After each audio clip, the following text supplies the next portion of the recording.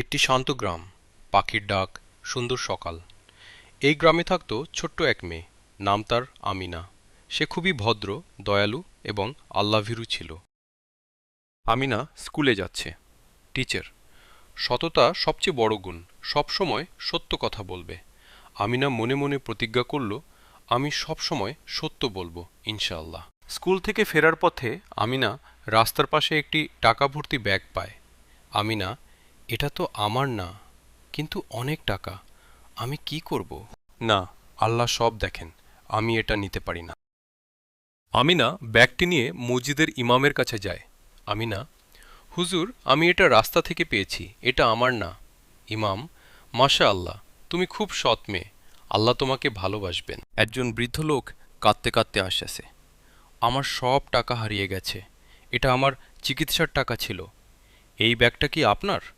হ্যাঁ, আলহামদুলিল্লাহ। বৃদ্ধ লোক আমিনাকে কিছু টাকা দিতে চায়। আমিনা, না, আমি শুধু আল্লাহর সন্তুষ্টি চাই।